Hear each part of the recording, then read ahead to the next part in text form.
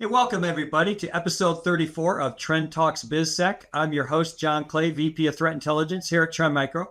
And joining me again is my co-host, Greg Young, VP of Cybersecurity at Trend Micro. Greg, what's going on today? Hey, John, we live in interesting times. We can say that every week. There's been a lot going on in the last month, especially from Black Hat and other events in security. Yeah, and I was going to say the last month, July and August, has been quite interesting in the cybersecurity world because we've had actually two very high-powered CEOs having to go public with apologies. And we're going to talk a little bit about both of these. So the first one, obviously, is Crowdstrike having their global meltdown where they caused a massive outage for millions and millions of computers as well as customers out there with a faulty update. I mean, initial thoughts on what happened there? Yeah. So first of all, on the apology side, I should correct the record that there was some non-apologies followed once the press kind of beat them up about apologies.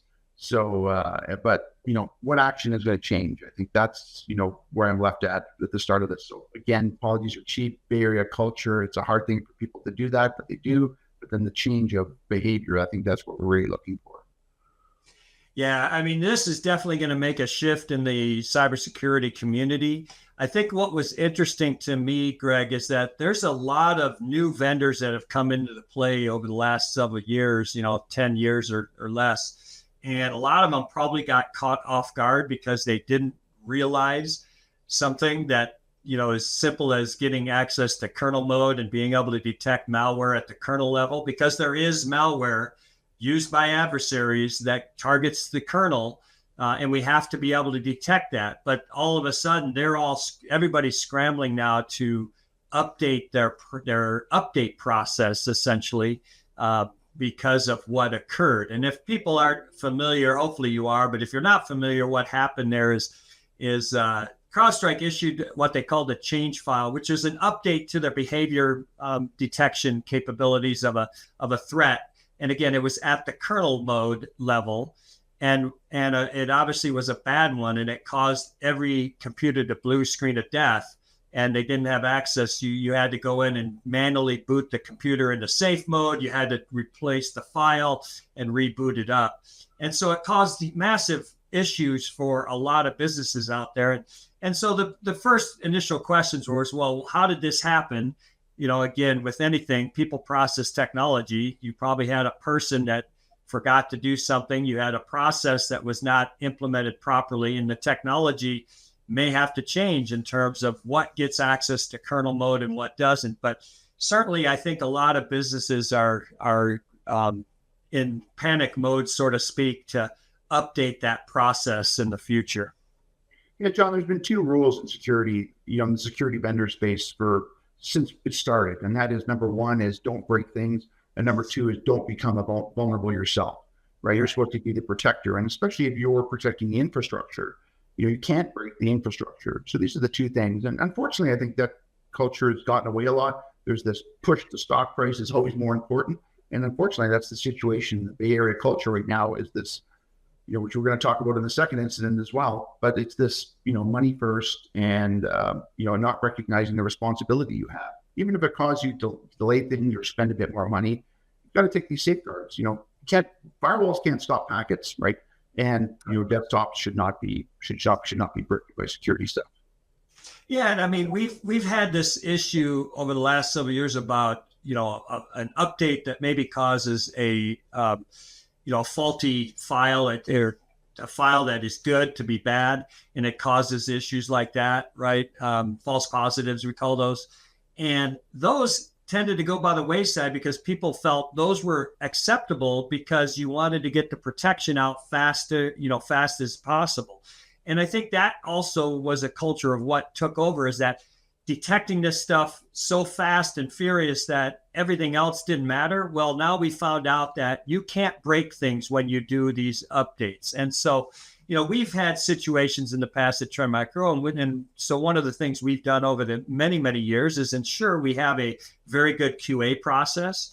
We do dog fooding. So we actually implement the updates to our own internal systems and test them out before we push it out to customers. And obviously that probably was not done at Crowdstrike, but they will do that now, obviously. So it was definitely a wake up call. And I think also what it showed is that to the world, essentially, everybody outside of cybersecurity, how much power cybersecurity software has on the systems and how much it can do damage if there's something happening that's outside of the realm, so to speak, outside of the norm. So it's an interesting thing that happened, and there's definitely going to be change. I mean, Germany just announced that they want to basically put together a conference with tech to say, maybe we shouldn't let anybody get access to the kernel mode, and you should be doing things in user mode. Well, that's going to be an interesting one. You know, as you know, Greg, working in Canada and with the government there,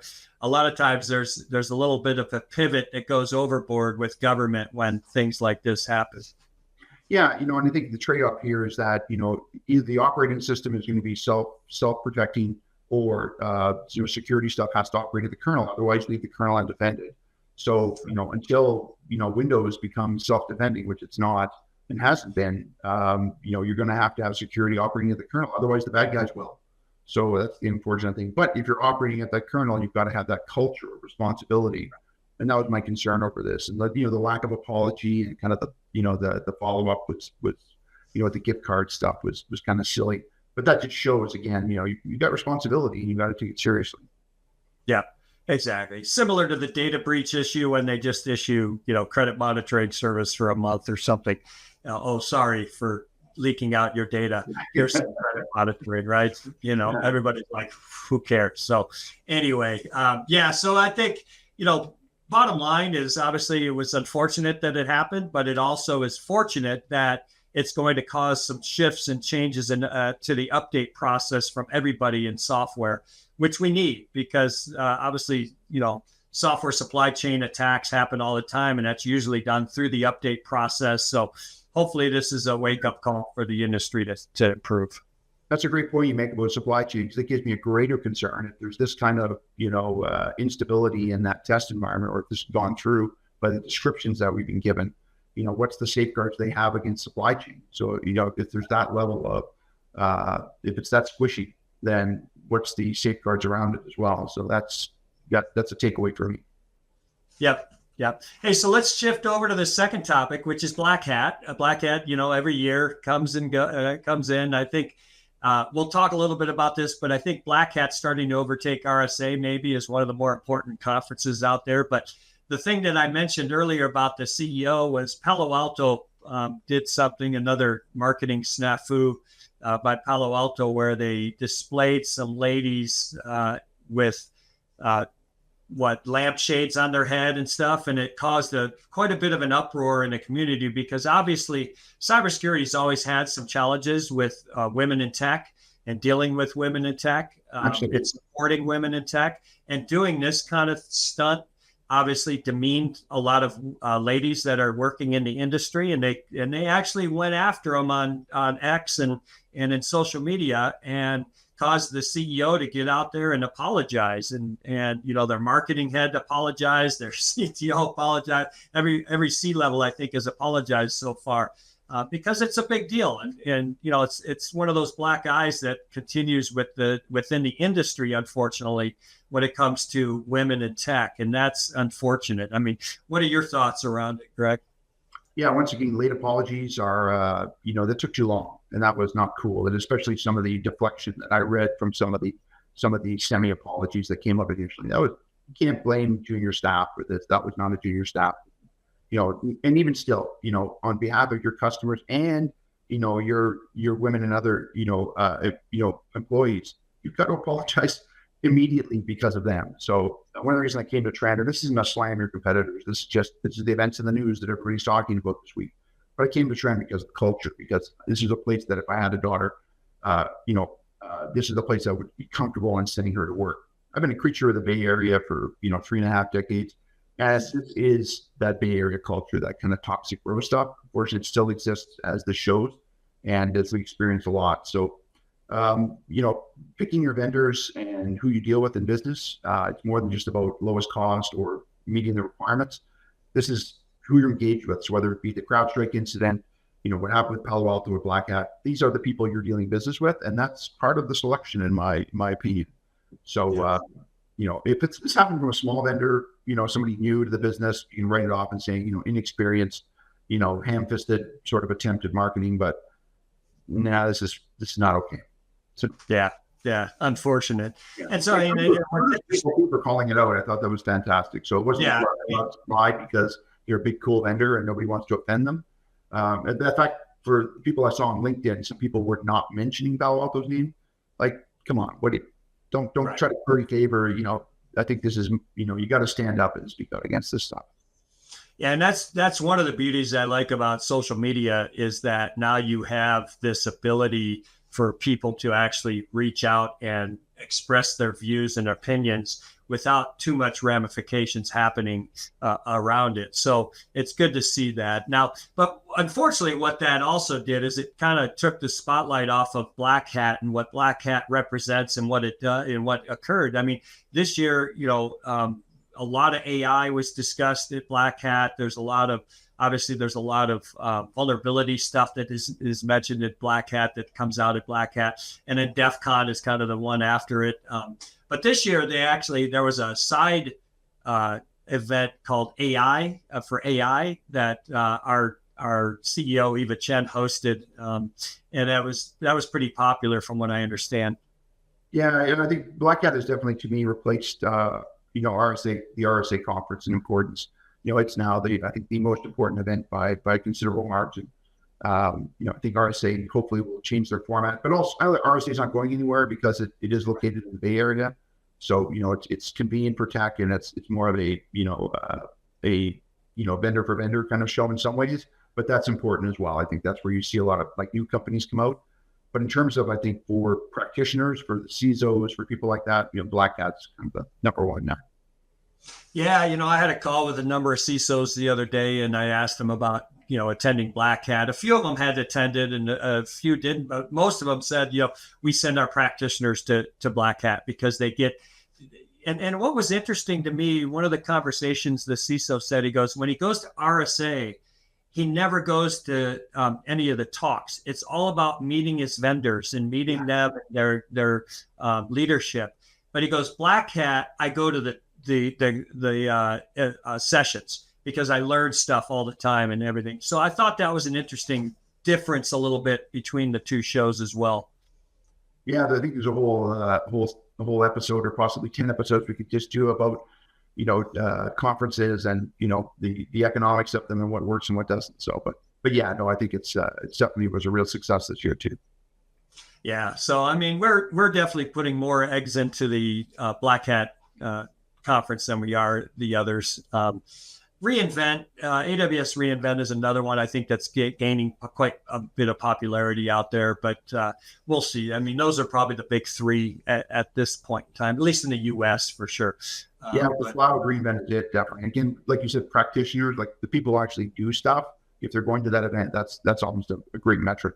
So definitely. Unfortunately, it was like 110 degrees in Las Vegas during Black Hat, which is typical if you hold it in August, it's going to be like that. But I think who could have foreseen this? Exactly, Greg. Any other last minute thoughts you got on the two things we talked about today? Yeah, I think the other thing coming out of Black Hat and elsewise was just the highlight on attack surface management and visibility.